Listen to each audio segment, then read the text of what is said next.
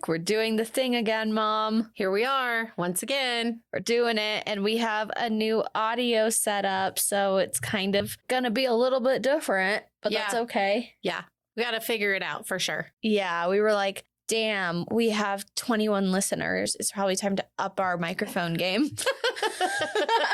Thanks to all 21 of you. Right? Hey, you know, we have a foot in the door because people who we don't know are listening, which is pretty cool. So cool. I think I said hair flip. I have a podcast. Yes, you did. That was a thing. That was a thing that you said. I still do. I did. I still do. Currently, I do indeed have a podcast that requires a hair flip. And if you've been listening since the beginning, you know that we record at night. And there was one episode that we recorded in the morning. This is episode 2 that we've recorded in the morning. Yeah, except for it's like noon or something. It's like 11:30. It's still before noon. That's true. It's before noon. And we were planning on doing it at like 10. And then life just happened this morning. Always. Life is always happening. But it like really happened this morning because I was like, hello, where are you parents? Where are you family? Hello. And then I was like, oh, we're at Sam's Club. I'm like, oh, big flex.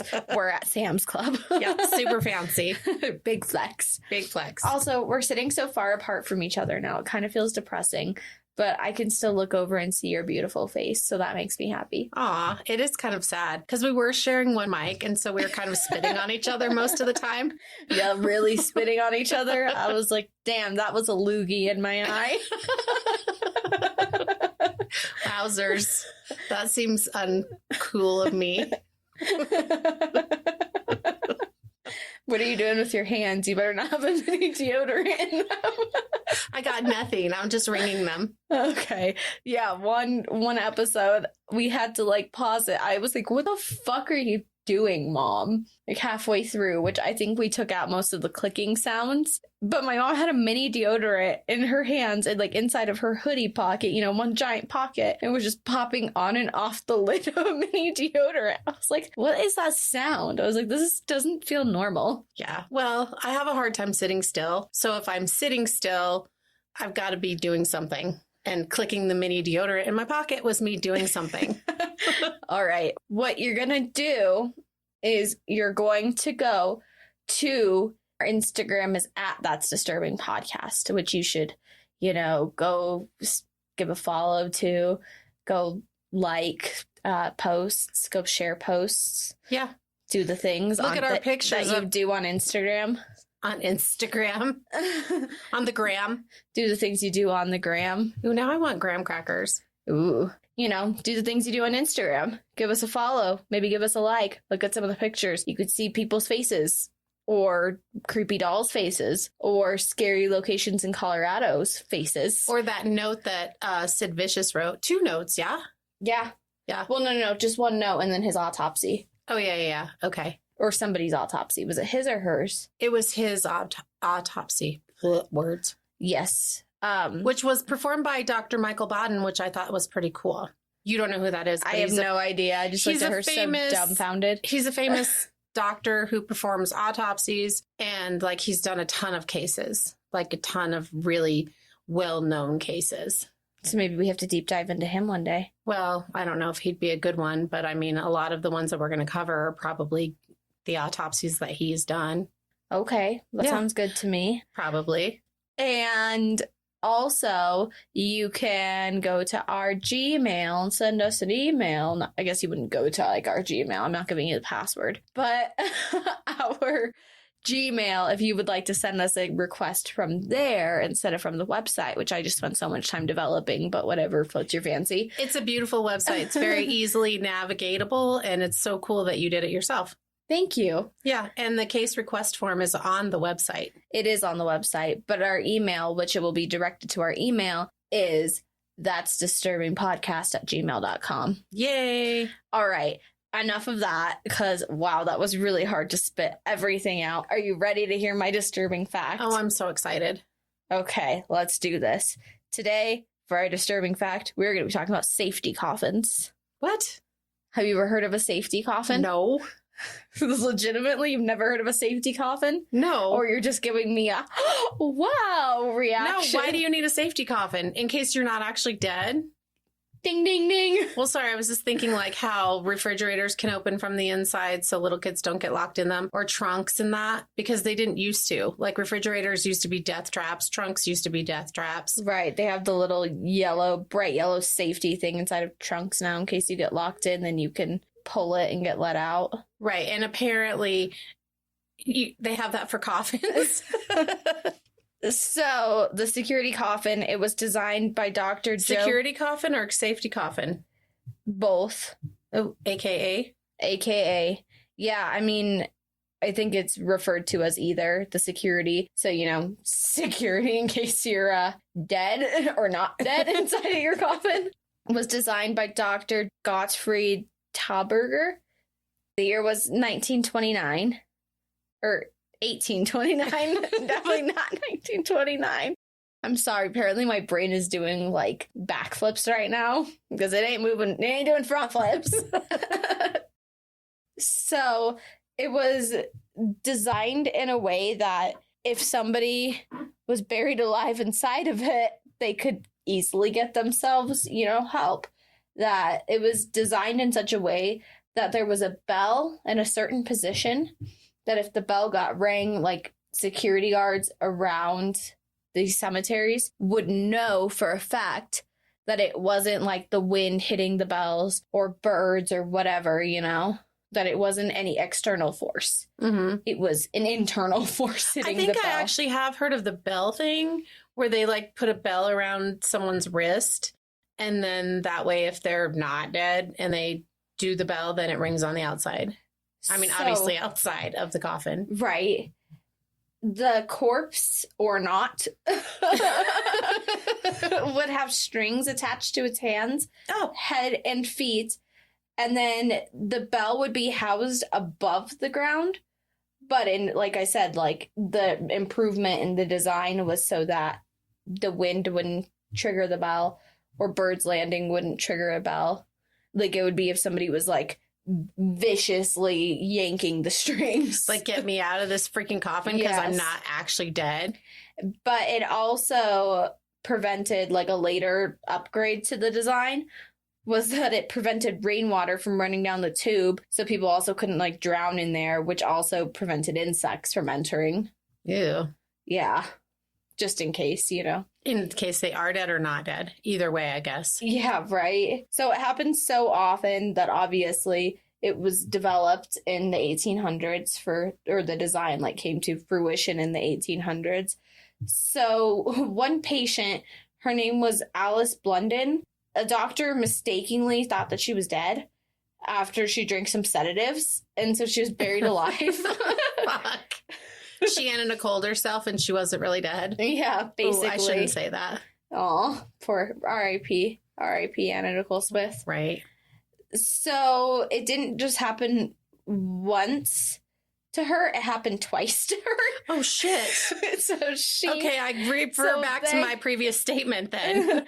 So they exhumed her the first time and then they found her not dead. They found her like near death, but she wasn't totally dead. But then it happened kind of dead second time, and then they reburied her, and then they found her struggling in the casket, but she was still alive, and then she eventually died in the casket. Oh gosh, yeah, that sucks. Were there like claw marks and stuff inside the casket? It didn't say if there were claw marks or anything, but that's. All of these cases are why they developed the safety coffin. No kidding. Isn't that whack? Yeah, I want to be cremated. So hopefully I am dead, so I'm not actually burned alive. Like, shouldn't you check for a heartbeat? Yeah, you would think. If you're planning on burying somebody, get some vital signs on them. Yeah, check. Because I feel like even if you were in a stupor... Like, if you were just in a stupor from sedatives, right? Or whatever it may be. If you're passed out. You'd still have a damn heartbeat. Like, and your breathing. chest would be moving a little bit. Right. Like, would they think that there was, like, a insect infestation in her chest causing all those things? I don't know. That's fucked gross. Up, though. I wouldn't trust that doctor. Yeah, I wouldn't either. I don't know if he went on to continue to work or what. Oh, I'm sure he probably did. I'm sure. All right, mama. Not cool. What do you have for me today? And can I just say one more thing? I'm like picturing a little yellow latch on the inside of the coffin. I know, like a trunk. Yeah. A little plastic safety latch. Right. But if you're buried, you're fucked anyway. Yeah. Because how do you get out from 6 feet? Plus, they put like concrete and stuff. Okay, I'll stop.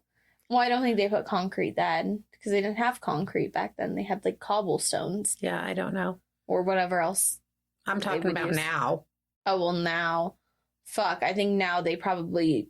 Make sure you're actually dead. If you're going to be buried in a casket, there are probably steps. Whereas if you're buried alive, you're kind of fucked. Like if somebody tries to just bury you. Although I heard the other day on the radio that there was this lady in a nursing home that they thought that she was dead. So they took her out of the nursing home, body bag, the whole nine, took her to the morgue, got her to the morgue, and she wasn't dead.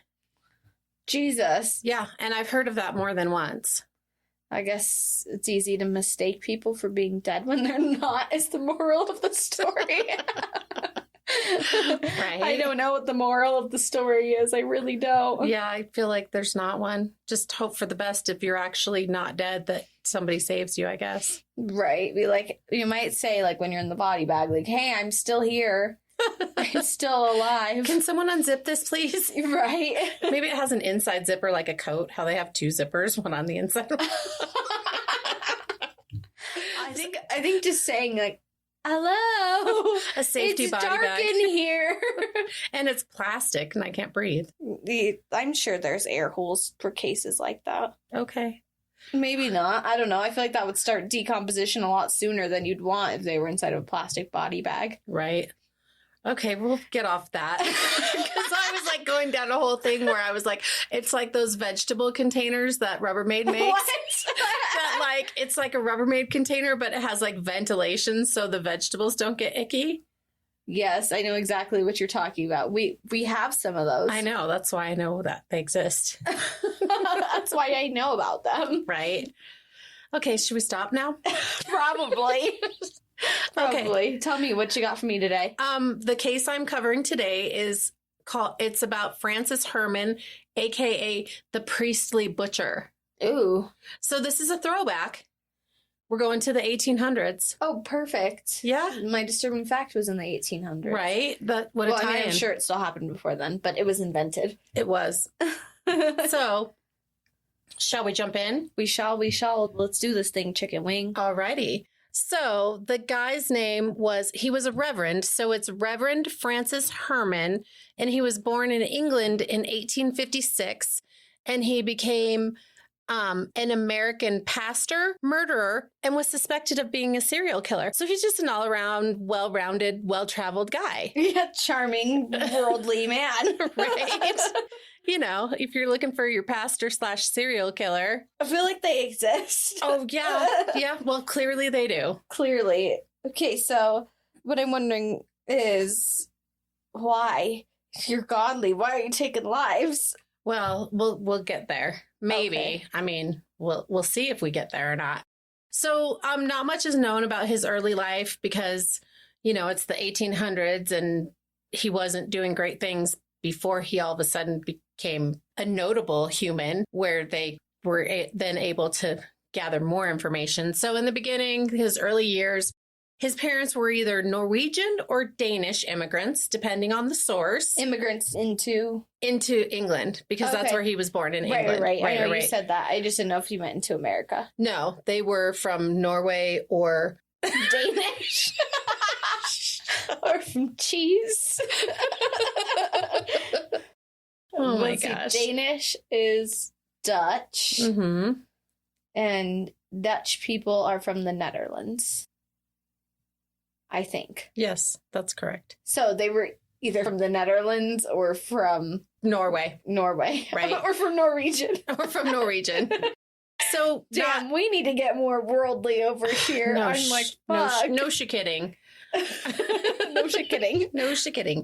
So again, not a ton of information is known about his early life, except for the fact that he was a highly educated man. And the story begins that he had a wife named Emmeline Smith while he was living in England, who died under mysterious circumstances in 1889. And boop, That's it. I got nothing else. There's no more information about her or her death or anything. Because again, Early days. He's not a notable. And we don't know. Not a notable I like that person. name, Emmeline. It's a great name. That's a pretty name. It is a good name. Why isn't that brought back around? I don't know. Maybe it will be. I hope so. I like it. It is a nice name. Francis moved to the United States in 1891, and he first settled in Minneapolis, Minnesota, and he married a woman named Bertha Wagner. Bertha and Francis had a child together, and Bertha was said to be mentally unstable and was to be moved into a mental institution, into an asylum is what they were known as back in those days. Right. And just a few hours before she was set to move into the asylum, words, Gayle, words. Words are hard. It's fine. So bad. She and the infant child suddenly died under, again, mysterious circumstances. Their deaths were never investigated. So did it say why she was unstable at all? It just said that she was known to have a mental condition. She was mentally unstable.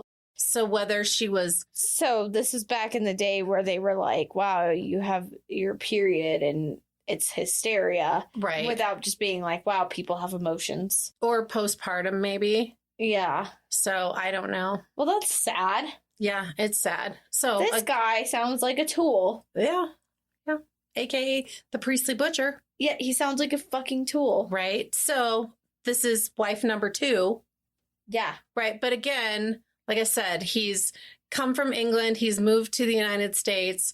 So there's not like a trail.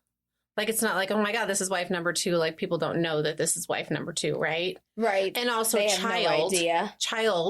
Also a child. Yes. So the mom and the child both died under mysterious circumstances. So if we're keeping tallies, this is number 3. Right. This is 3 people. Right. And this is right before they're getting ready to take her to the asylum.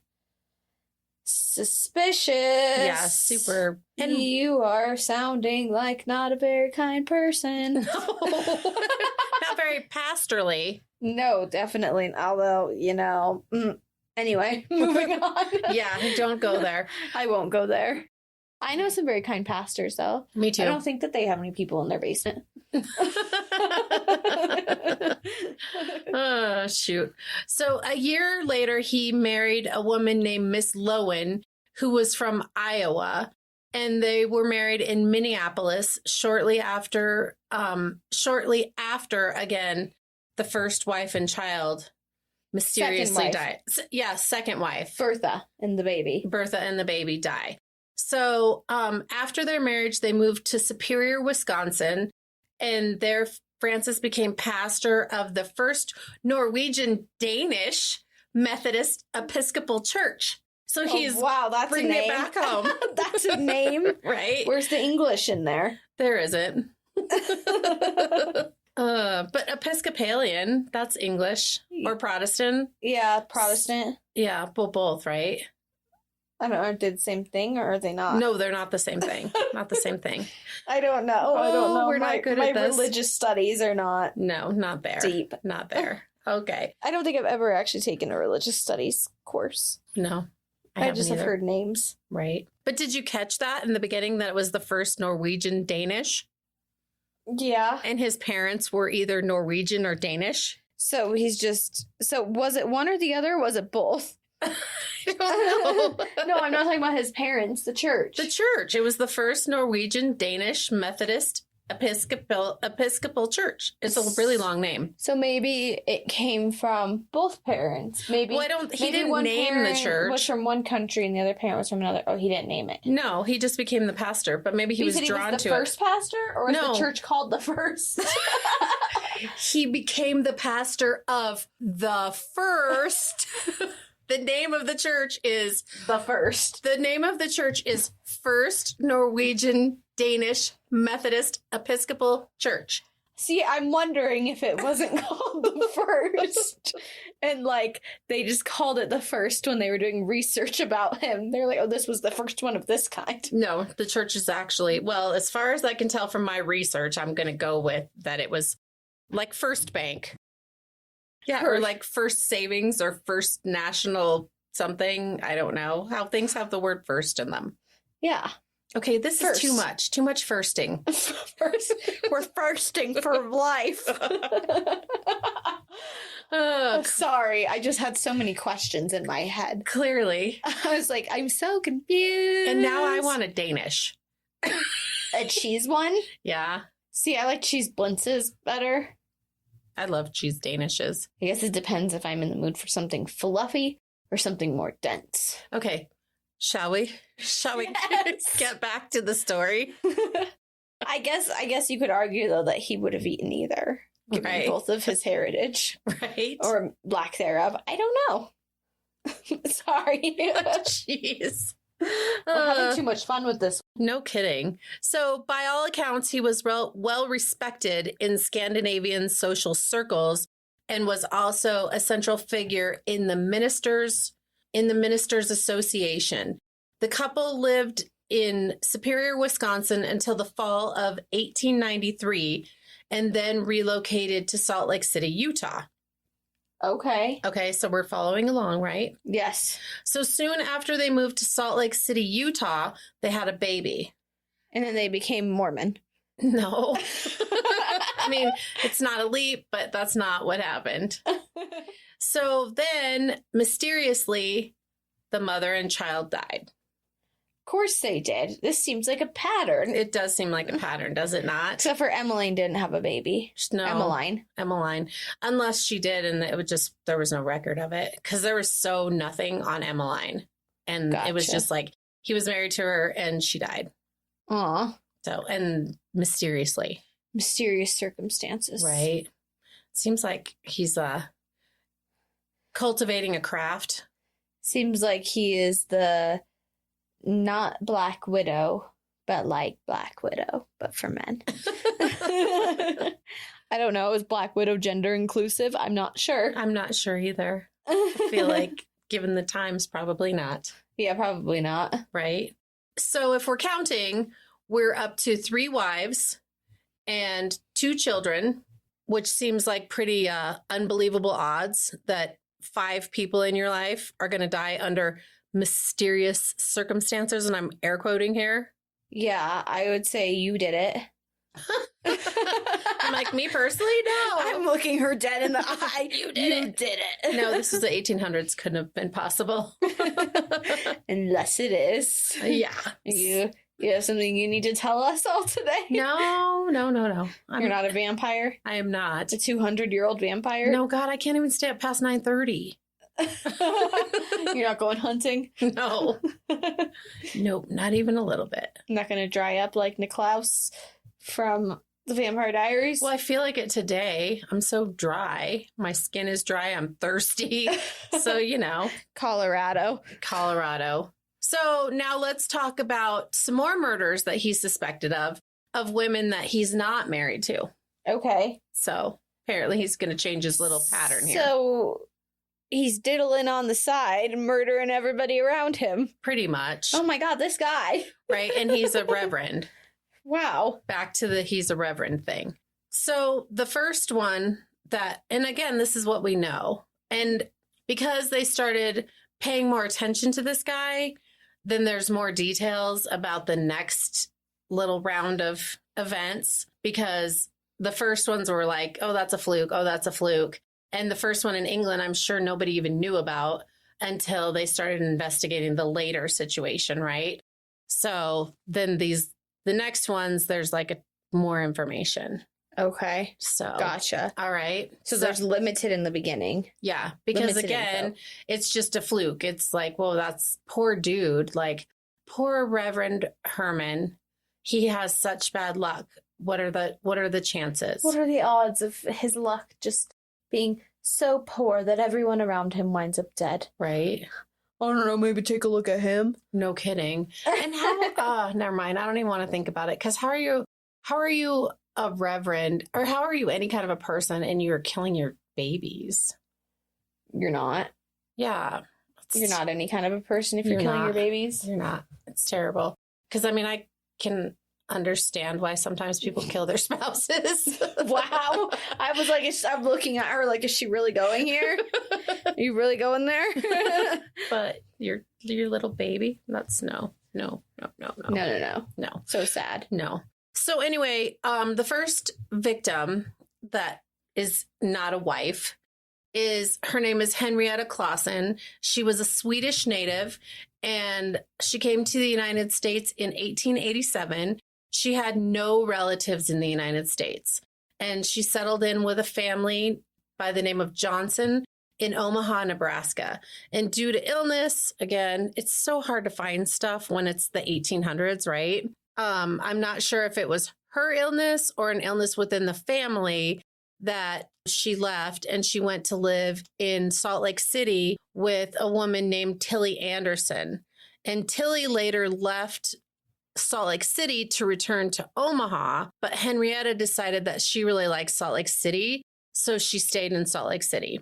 She did keep in contact with her friends in Omaha through letters, though. So people, like, she's got friends, she's making connections. She's not, again. But was it her? Was what her? Her keeping in contact with letters. Yeah. It was her. Yeah, she was keeping in contact with her friends because, again, she's from Sweden. She doesn't have any relatives here, so she's connecting with the people that she's meeting here, right? Right. So, and it was a time, people are immigrating to the United States and they're, I was just thinking maybe it wasn't her sending the letters. No. It was somebody else. No. Well, she's sending the letters. We're It just was going to her. go with She that. was alive. She was alive. So she kept in contact with her friends through letters. And soon after, the Reverend Francis Hermann arrived in, the Francis Hermann, that was not. The Francis Right. Hermann. So soon after Reverend Hermann arrived in Salt Lake City, her letters to her friends in Omaha alluded to a great friendship that she had developed with the Reverend. Ooh. Mm-hmm. Yeah. So in September of 1895, the Reverend was attending a church conference somewhere on the East Coast. And Henrietta was hired to look after his apartments in the church while he was absent from the church. Okay. Because I guess, I don't know if they rented to people or if people lived there that supported the church, like janitors or people that clean the organs or oil the pews or whatever. People live, I don't know. People live there, People live there. So a few days after the Reverend returned, Henrietta told Mrs. H. Peterson that she was going to visit a friend named Mrs. Hanson on Center Street and that she would be back in the evening for church services. Okay. Okay. So the next day. So she's going to be back, basically. But then after that, so she's going to go just across town, go hang out with her friend, Mrs. Hanson, and then she'd be back for church services. And then the following day, she was going to leave the country to go visit a female friend. So this is her, legitimately, this is what Henrietta's going to do, right? This is what she's saying. This is her plan. This is Henrietta's plan. So the last person who was known to see Henrietta was that Mrs. H. Peterson, who she told that she was going to go see her friend across town and then she was going to leave the country, right? Right. So because Henrietta kept in constant contact with her friends, locally as well as in Omaha, right? She wrote letters all the time. She kept in contact with the people that she was close to. She's keeping in touch with everybody. Right. So they didn't hear from her and it was highly unusual. They started being what the heck is going on? So her friends started contacting the church and even the Reverend directly to find out where Henrietta could be. And her friends were shocked to hear back from the Reverend directly, who claimed that he had seen Henrietta in a brothel in Butte, Montana. So what the fuck? Yeah. What the fuck on many levels? Because why is he in a brothel? That's the first what the fuck. And then the second is, why are you going to throw her into a brothel, right? Yeah. Yeah. Because we already know she's a victim. We already know he killed her. Right. So. This man is crazy. Yeah, he's wilding out over here. For the 1800s. Or early, is it early 1900s at this point? No, it's still, 1895. We're still okay. Yeah, it's 1895. And you know we're what? still before the turn of the century. To be honest, I think this kind of stuff, not this maybe necessarily, But shit was bad always. Like people say, like now there's all these serial killers and now there's this and now there's that. No, What there is now is It just social wasn't- media It wasn't and recorded. and worldwide news. And like we get the information a lot quicker than we got it back in the day because they didn't get this information, you know? Oh, yeah. Well, I mean, so they also like weren't recording all of these things. no. So Or to they my semi were, like this guy who obviously had made a name for himself doing these things. right. Even though I've never heard of him before, but he made a name. I mean, there's so many serial killers out there. How could you have heard of them all? Right. I'm not a serial killerologist. Nice. Self-proclaimed title, serial killerologist. I don't know why I keep singing today. That's okay. Oh, don't make me do it though. That's not cool. It's Not fine. cool. So anyway, a brothel in Butte, Montana. Like, okay. Yeah. Sure. Cool, dude. Like Whatever. I said, he's wild and out. Yeah. Well, and you know, he's writing letters, right, to her friends saying this because obviously there's no, like, he's not emailing Yeah, or he's going not. on Instagram. Or calling. Right. He's, Although they had telegrams at this point. I think. yeah. But Still. yeah, he's writing her friends back and saying, because they're writing to him. Like they're writing the church, like just in general, writing the church and then specifically writing to him. Because if you recall, she wrote to her friends and said that she had this great friendship with the Reverend, right? So her Right. friends know of the Reverend. They know who he is. Right, Or not who he is, but they know that there's a reverend in her life. right. Unless she said the name. Did Well, she? I'm sure she did because she's like enamored of him, right? She's great friends with him. She loves him. Well, I don't know that she loves him, but she's taking care of his apartments while he's away. Like she's becoming entwined in his life. Right. So I'm sure, like, if you're talking about someone like that, you're not going to be like, oh, yeah, this Reverend. You're going to be like, the Reverend Francis Hermann, blah, Yes. blah, blah, or Reverend Herman or whatever. Like, you're going to be specific. Yeah. So No, that makes sense. they were writing the church, they were writing him directly, and this is his response back. It's like, okay, douchebag. Yeah. And again, why is a Reverend in a fucking brothel? Nobody thought, like, well, that's weird. Maybe you don't question your reverend. Well, maybe he was going to save the brothelites. He's going to go pray for their souls. Yeah, something And like that. pray for the gentlemen in their souls as well. It wasn't elaborated on why or what the reason was. I'm just speculating that he's Yes. in there to pray for everybody. He's not doing the hanky panky. People, he's a reverend. Get your mind out of the gutter. Yeah, clearly a good, solid guy.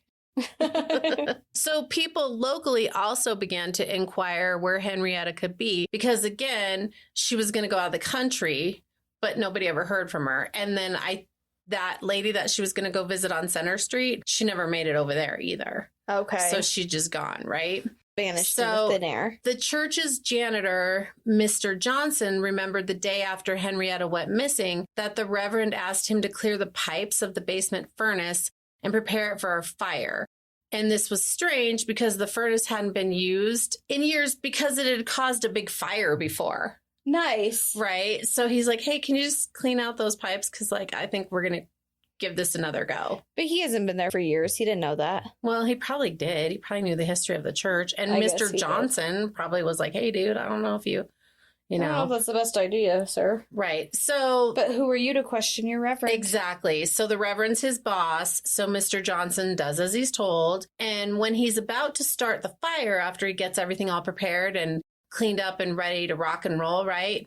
The Reverend stops him and he's like, oh no, I just wanted you to clean it out. Like, but I'm going to get the fire going. I'm going to attend to the matter myself. I just want to handle this on my own. Right. So later that night, Ed Johnson, who must be a different person than Mr. Johnson, because just later, it's just the way it plays out in the story that I think it's two different guys because this Mr. Johnson sounds like he's maybe an older guy, right? And so later that night, Ed Johnson, who again, I'm saying it must be a different person. In my notes, I wrote it must be a different person because he's not Mr. Johnson. And it says that he was a young worker who lived in a room upstairs in the church. So he said that he was overcome by intense heat and a putrid stench coming from the furnace. So much so that he passed out and was found by his parents. So that's why I think it's a different Mr. Johnson. I don't think they're one and the same. Okay. I think Johnson's just kind of a common name. Yeah, probably. right? Well, still. Well, I mean, I know it's a common name, but I'm just saying, yeah, probably. I agree. Probably two different people. Did he smell like burning hair? Because I feel like that's a pretty red flag. It just said he was quoted as saying that he was overcome by intense heat and a putrid stench coming from the furnace. And he passed out and he was found by his parents, who had to splash him with water to wake him up. And they complained to the Reverend about the fire, but despite the concerns, the Reverend kept the fire going until 6 p.m. the next. So he starts at that one night, right, when everybody's sleeping, and then keeps it going until 6 p.m. the following day. And then he puts it out. Huh. Mm-hmm. We got to get that fire hot, right? Yep. I'm thinking bad things are happening in that furnace. You think? I think it's not a kind furnace. No. 2 weeks later, Hermann left suddenly, claiming he had to go to another religious conference on the East Coast. And so he reached out to a friend in Provo, Utah, to give services in the church while he was gone. And the young man was also a friend of Henrietta's, the guy that he asked to come from Provo to give services. And so while Hermann's gone, right, on the East Coast, he has this young reverend come to give services at his church. And he's also a friend of Henrietta's, right? Because just, you know, she's trying to build a community. She's trying to build a community, have bonds, like have her own, you know, extended family or whatever you want to call it, people she can rely on. Right. So this reverend that came to the church to perform services while Reverend Hermann was gone decided that he was going to check the church's basement, and he was inspecting around the furnace, and he found under the grate of the furnace in the ash receiver 2 razors and an English-made butcher knife, which Hermann was known to have kept in his kitchen, a garter buckle, a belt buckle, and the most shocking discovery, teeth, human bones. So upon further inspection, he noticed blood on the furnace door, and the belt buckle he also recognized as being Henrietta's because he was friends with Henrietta. I'm confused. How would you recognize blood on the furnace door? Wouldn't it get so hot that it probably would like disintegrate? Well, it was probably on the outside because it just said that he it would noticed get it. so hot. Well, maybe it's like splashed blood or something, and it's turned brown, and it's just, you know. I feel like if it's hot enough, you probably wouldn't recognize that it was blood. I don't know. I'm just going with what the story says. I know. I was just wondering. It was just confusing to me. Well, no, it makes sense because, you know, even our fireplace door, we have like that stove insert in our fireplace to help heat our house, keep the cost of electricity down because it's so stinking expensive. Right. Yeah. And even that handle gets hot, but I've never splashed it with blood to do a test. I think we should do a test and report back. Oh, right. Who's the bleeding person? No, you go ahead. It's all you. Who's bleeding for this one? Conduct your experiments. I won't say anything except for to record your results and report back. Yes. You have to be the observer.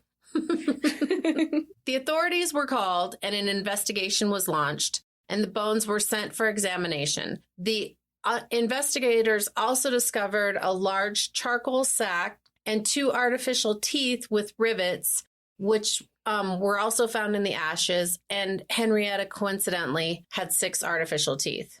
Oh. Yep. Mrs. Peterson, so that's the one, remember, that Henrietta told that she was going to go visit that other lady on Center Street and then leave the country the next day? Yes. So Mrs. Peterson, who knew both Hermann and Henrietta, said that she had seen the Reverend carrying a large sack down to the basement, but of course she didn't ask any questions or know what it had in it. And she also said that Hermann told her that Henrietta had proposed marriage to him, and not sure what that's about, whether it was true or not. Maybe it's ego, maybe it's, who knows. Yeah. But, you know, he's a serial marrier / killer. Right. He's a Black Widow male version. Right. So, which I don't know what he's getting out of marrying women and killing them, other than maybe he just wants to marry them and then he's like, meh, you're not really doing it for me, and now you've had a kid, so you're dead. Right. It's just not doing it for me. I just had a thought. I'm sorry, this just like went into my brain. How do they know that? Okay. So let me process through my train of thought. You said that she had 6 artificial teeth. Mm-hmm. In what time period was it? Because I know that teeth used to be like before, like they would make teeth out of wood or whatever. Yeah, that was like porcelain. George Washington time. or before porcelain too. Mhm. Whatever. At some point in history, like up until recent, I think porcelain's like pretty in the recent, like the last 100 or so years is when they started doing porcelain teeth. They were real human teeth that they would put. Well, it says artificial teeth and rivets. So, I mean, I guess if you want to know the Maybe history a of silver, artificial maybe teeth, silver or gold. Probably Maybe. not gold because gold's really expensive. and it would also melt, but silver would melt too. So I don't know, maybe something for you to look into. I was just curious. That's where my brain rabbit holed. No, I thought that too. Also, well, keep going and then we'll Yes, rabbit hole in sorry. a different direction. No, Sorry. no, because I just had I'm like, other. my brain just wouldn't leave that point alone. Well, Like, I what was- is going on? Because if it was wood, it would burn. If it was gold or silver, it would melt. Hmm. If it's real human teeth, how would they know the difference between her teeth and somebody else's teeth to know it's her? Yeah, I don't know. Maybe they use bone. I don't know. I mean, like you said, there was the belt buckle that they identified as being hers. right. But I just have my questions. Questions that'll probably, unless you research, will not be answered. At least in this story. Noted. Okay. So the teeth were proven to be the connection to Henrietta by a dentist, Dr. Kaiser.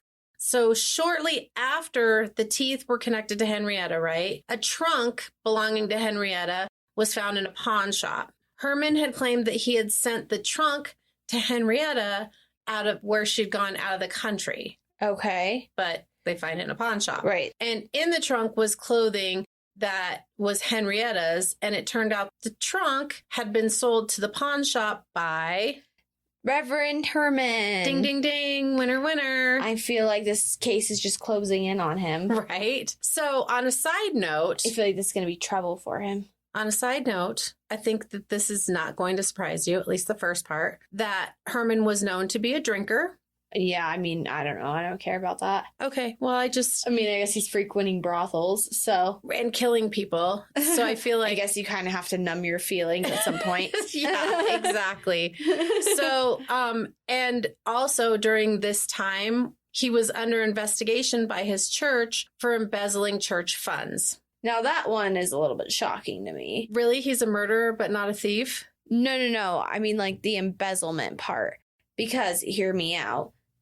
If he has life insurance out on these ladies, then he probably is bringing in some coin from murdering them, right? I didn't read Like- anywhere about the life insurance, but he's selling their stuff. Yeah, so that's what I'm saying. Like, why would he be embezzling? Because I'm guessing he doesn't have any money. Because he's just a criminal. Right. He's And a, maybe that. He's a well-rounded criminal. Right. He's not like a one-trick pony. He does it all. Right. He goes hard. Yeah. While delivering your Sunday sermon. Yeah. Yeah. It's all This guy. this guy. Exactly. This quack. So before he left to go to that religious conference on the East Coast or in the East, he was awaiting a verdict from the church regarding his future as reverend of the church because of the embezzling. Okay. And also, again, because he was known to drink. They were deliberating about whether they wanted a thieving, drunk reverend. I'm sorry. I just feel like I have to say this now because it's a thought that's been happening in my brain for a hot minute now, that this is one of my least favorite kind of people are the people that hide behind their religion and then do horrible things, but they're like, oh, but I'm a Christian, so it's fine. You know, like, oh, but I'm Jewish, so it's cool. Yeah. Like, that shit pisses me off. Yeah, I like, don't disagree. like having a religion is not exclusive to making you a good person, you know? Like, just because you subscribe to some kind of faith of any sort doesn't make you a good person. Being a good person makes you a good person. You can be whatever and still be a piece of shit, Right. you know? Like, this is pissing me off. I don't like this guy. I think he's a big old dick. Yeah, he's not a good person. Yeah, he's a big old dick muncher. Isn't that what we said last time? Dick muncher? I think that was In the worst kind of way? not in a good way. No, in a bad way. He's a dick muncher. Bad. Bad kind of way. Bad. Bad kind of dick muncher. Like the kind that, like, you're expecting something nice to happen to your dick and then somebody just chomps down on it. Oh my gosh. That is the bad kind of dick muncher. Sometimes when you say things, it's wildly uncomfortable being that I'm your mother. Just throwing that out there. I don't apologize for that one. I'm sure you don't. Unapologetically myself. Yeah, just be yourself, Daph. Just so that you're aware, it makes me wildly uncomfortable sometimes. I'm like, oh my God, I can't believe my kid just said that. Out loud. Yeah, and out loud. Well, if I heard it, you said it out loud. Because I definitely can't read the word. Well, I was going to say I can't read the word bubbles over your head, but sometimes I can. Not long after Henrietta's incinerated remains were found, Hermann was implicated in another disappearance. A woman named Annie K. Samuelson. Okay. How many does that put him at? That's 6 with Henrietta. Yeah. Right? Because he had three wives, two kids. Henrietta. Take 2. Us being in sync all the time. Right? My body double. I'm the stunt woman. Are you, or am I the stunt woman? Because I'm the little version of you. No, I think I'm the stunt woman. I'm leading the way. Yeah. I'm the main character. Yeah, I'm not even going to comment on that.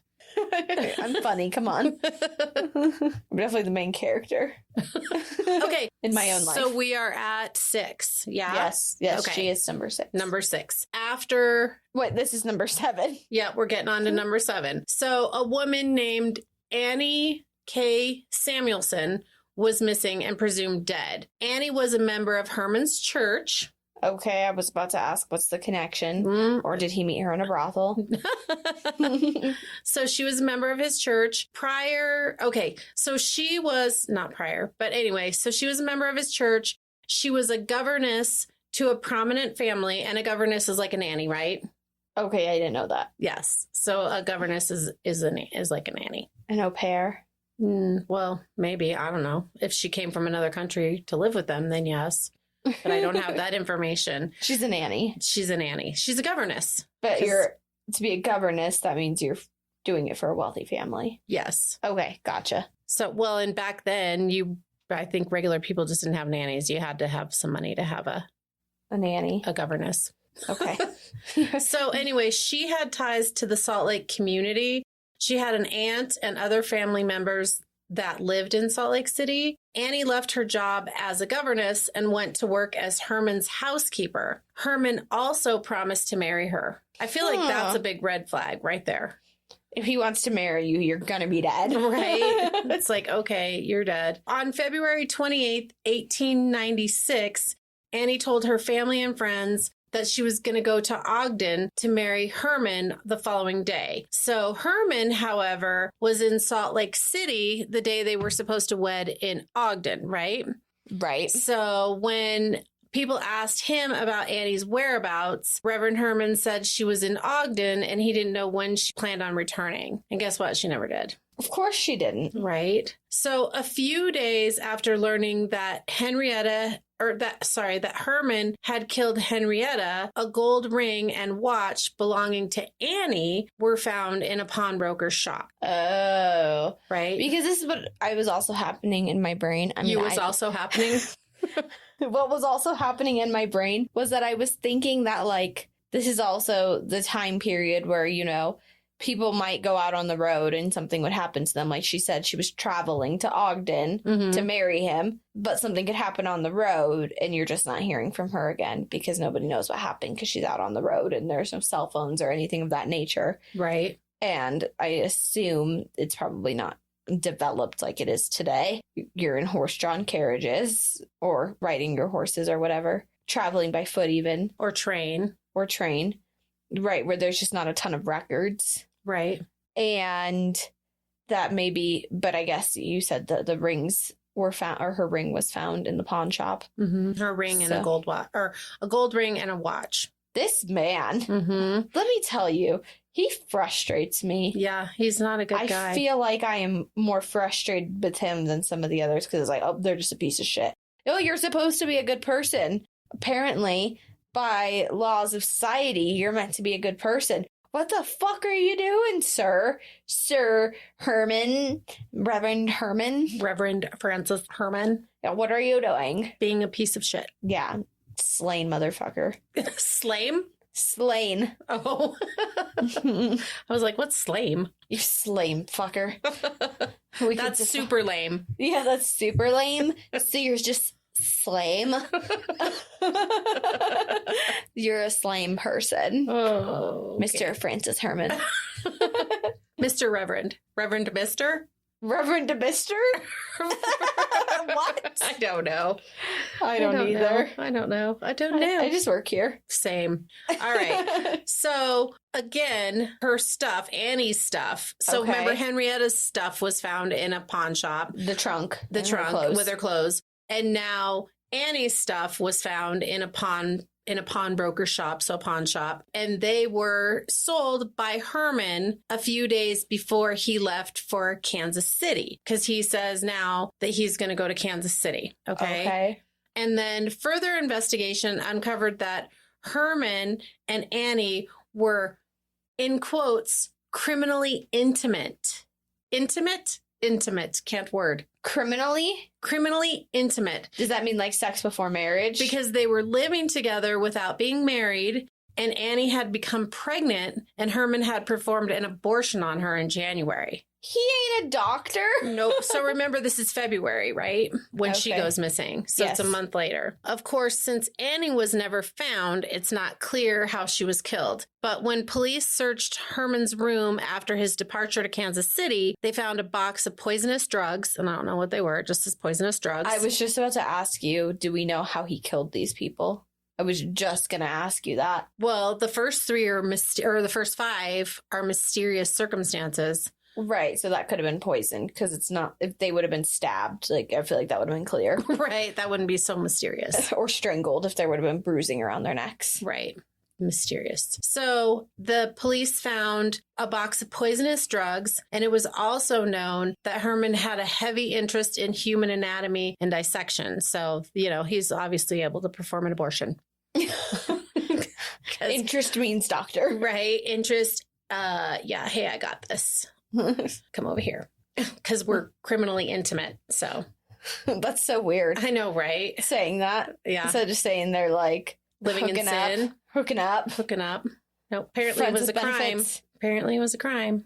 Maybe because he's a reverend. I don't know. I But feel like it's not an actual crime I that he feel would like be it's not prosecuted either. for. I don't know. It says would be- criminally intimate. Well, I guess look at today's day and age. But anyway, nothing about today in the South. Nope. We're not getting there. We're Nope, not talking nope, about that. Okay. So, all right. Looping back in, it was presumed that Annie had been drugged with a lethal dose of the poisonous drugs found in Herman's room, and then he dismembered her body in the basement of the church before disposing of her remains. Authorities uncovered the information that Herman had had a large box made for him at a nearby lumber yard a few days before Annie disappeared, and they theorized that he had butchered and dismembered her body, put it in the box, and had the box shipped to Kansas City so he could dispose of her when he arrived there. Okay, well, I guess that makes sense why his big knife that was known to be in his home was in the basement. Yeah, in the fireplace. Yeah. So, except for that was found with Henrietta. So, He could still try. He could have not moved it again. or he got a different knife. Well, because the police kept that one. No. But this was before Henrietta, right? No. This was after Henrietta. Oh, no, you're right. It was before, because this is it says shortly after Henrietta, then he was implicated. Yeah. So you're right. Sorry. No, well, I was just thinking about the fact that you said he disposed of her in the basement, or hacked her up in the basement, not Yeah, disposed that's a of her. theory. It's a theory. So the knife was down there, and then he could have also proceeded to chop up Henrietta before he stuck her in the furnace. Right. But then why wouldn't he just stick Annie in the furnace too? Because he didn't have it ready to roll. Because remember, he had to have Mr. Johnson get it ready to roll. Right, but I mean, he could have had it get ready to roll before that. Well, it was maybe an afterthought because he's down there dissecting Annie. And he's like, And oh, he's there's like, a oh, furnace here. He's like, oh crap! I should incinerate her, but I can't because the pipes aren't clean because of the fire. Okay. So he's like, if I'm gonna do this again, maybe I should be do it prepared. right. So I have Mr. Johnson come and clean the pipes so that if and when, just in case, on the offhanded chance that I perhaps kill I should again. do it again, I have a place to just go ahead and incinerate remains. What a douchebag. Hey, he's planning ahead. So the police searched the church grounds, and found a number of bones, some of which were human, and none of them were positively identified as Annie's, which is really cool to me that they could back then identify bones belonging to people. Like forensics, how far it's come now, but the level of stuff they could do in the 1800s. I was going to ask, how would they know or not know? Specifically, I don't know, but if they can ID Henrietta's teeth and they can definitively say that these are not Annie's bones, then they've got to have some way of knowing that, Okay. Maybe based on size, like measurements or something, like she was only this tall and we found like this humerus. And so there's no way a person that tall could have this big of a humerus or that small of a humerus or something. Okay, that would make sense. I'm just throwing it Measurements would make more sense. Right. In any case, Hermann for sure had murdered her based on the fact that 2 different letters, one from a Reverend Elphison and presiding church elder Mork, stated that Hermann, so 2 different people, right, wrote letters to the authorities saying that Hermann tried to sell clothing that and he said it belonged to his deceased wife. And then, so he's not selling the clothing, but he's like trying to sell it to parishioners or whatever. He went to Elphison's house and gave his wife some of the clothes. And upon further inspection, the initials AKS were found in the clothing. So Annie K. Samuelson. Okay. So her initials are found in these clothes, right? So Elder Mork had the same exact story. That the Reverend Hermann went to his house, gave his wife some clothing, and she also found Annie's initials in the clothing that Hermann had given her. It's not looking too good for you, Hermann. It is not. So also, another reverend from Butte, Montana, sent a letter to the police stating that Hermann had sold a trunk with a quantity of ladies' clothing inside while he was in Montana. Not looking good for this guy. That's what I was humming. Is that like... Seems like fingers are pointing at you, Hermann. Right. And he's in Butte, Montana, right? Selling stuff where he supposedly sees Henrietta in the brothel. Yeah. Yeah. Right. This guy, exactly. So we're going to go back victim tally in order. But wait, that's not all. Oh. Okay. So his first wife, Emmeline Smith, was killed in England. I don't have any information about that other than that she died under suspicious circumstances in 1889. Okay. Right? Okay. Then the second victim is his wife, Bertha, and their child in Minneapolis, Minnesota. And again, she was about to be shipped off to an insane asylum and mysteriously died along with their child right before she's getting ready to roll out. Right. Okay. Now this came after the fact. Because now police are looking for Hermann, right? So, believed to likely be his actual third victim was a woman named Carolyn Crowley. This was also in Minneapolis, Minnesota. Hermann had tried and failed to marry her, and then she just, poof, disappeared in the spring of 1892. And her sister, Clara, thought it was most likely Hermann had killed her. How does she know that? Because he had just tried to marry her?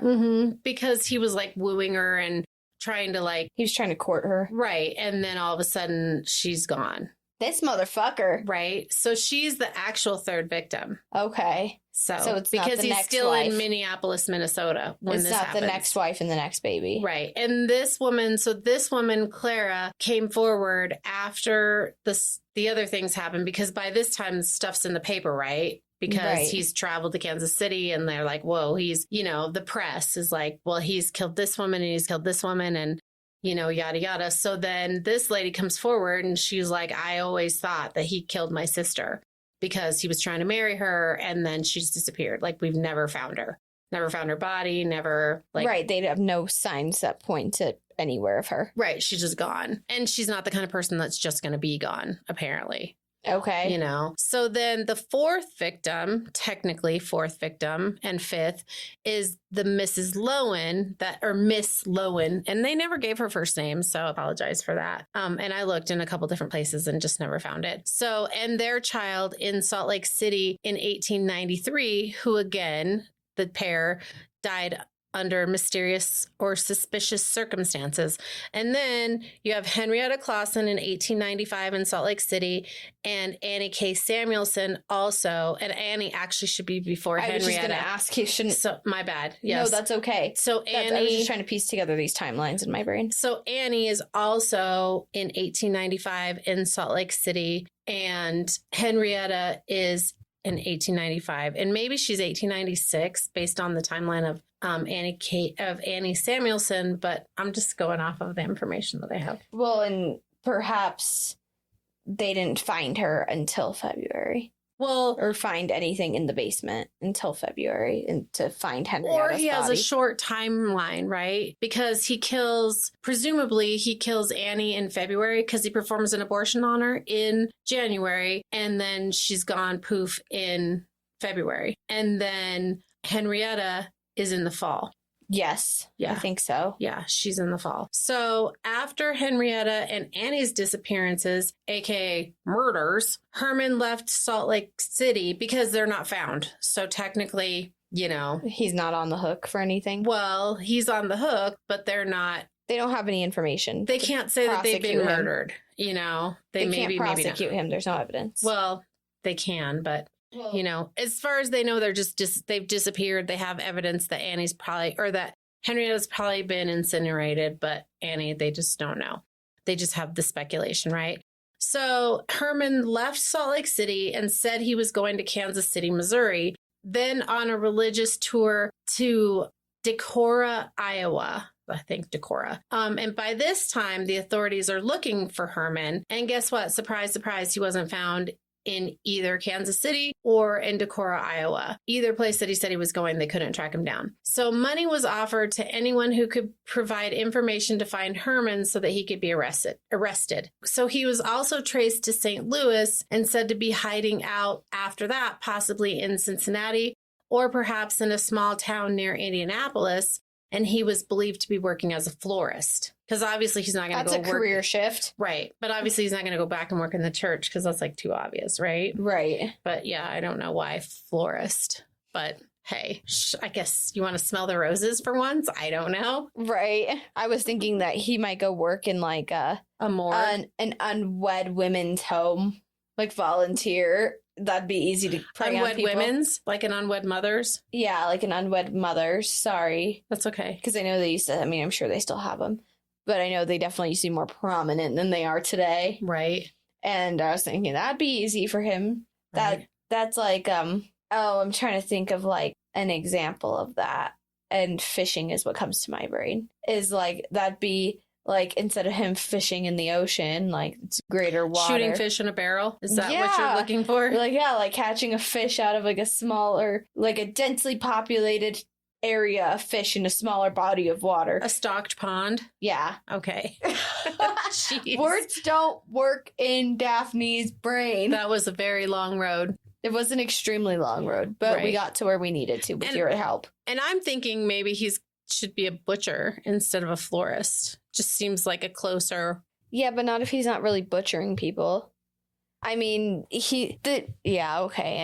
Yeah, well, he's dismembering and dissecting. Yeah, that's true. Performing abortions. Maybe he should have gone to be a doctor. He probably could have forged his medical license. Oh, I'm sure. I'm sure he was pretty handy at doing a lot of things. So, because like we said, well-rounded criminal. Right? So, because money was being offered to find this guy, tips were coming in huge volumes. And over the following year, several people were arrested, but none of them turned out to be Hermann. So among those arrested were a man named D.M. Elmenberg on June 1st of 1896. A man named George Nolan swore up and down he had traveled with Hermann and said he was hiding out in Idaho. Nolan accompanied police officers to St. Anthony, Idaho, and found a man with a strong resemblance to Hermann. It was later determined not to be Hermann, and the man was identified as D.M. Elmenberg, a San Francisco native. However, Nolan was insistent that it was Hermann because he wanted the $500 reward. So they're offering $500. It's 1896. That's a lot of freaking money. So people are like, oh, this is him. This is him. Money? I did not. Would you like to pause it and do it? I would love to. Okay. So $500 in 1896 is worth $17,807.74 today. Do you see why I like the conversion rate? I do like because the it's conversion. interesting. Yes, it is. I'm like, that's a lot of, I mean, that's a lot of money back then, but that's a lot of money today. It is a lot of money. And that's a lot of just for even a tip. Right, exactly. For a tip that leads to an arrest. So on June 5th, 1896, Reverend J. Orris Brown was arrested in Tennessee. He was also believed to be Herman, and he was first detained in Chattanooga, Tennessee. Then he was extradited to Cleveland, which I'm not really sure why they sent him to Cleveland. But that was while they were waiting for a picture of Herman for positive ID. And after they got the photo, it was determined that he was not Herman, and so he was released. Well, duh, because he has a different name. Of course he's not Herman. So then next is Reverend G. Wynn Richmond, who had already been arrested and was being held in Topeka, Kansas, where he was awaiting trial for sending obscene material through the mail. He was thought to potentially be Herman, which Richmond denied. He denied vehemently that he was Herman, and it was proven that he was not. Okay. Okay. So then in July of 1897, another man who was unnamed was also arrested in Pembroke, Ontario, Canada, on suspicion of being Herman. A detective from Salt Lake City went up to Ontario to confirm his identity, but he also wasn't Herman, and of course, he was released. Jeez, they're just going through it trying to find him. They are. They're just like, hey, you have brown hair and brown eyes. Is that you? Is it you? Could it be? You're a reverend. Right. Right. So after... You were married 3 times. Is it you? Is it?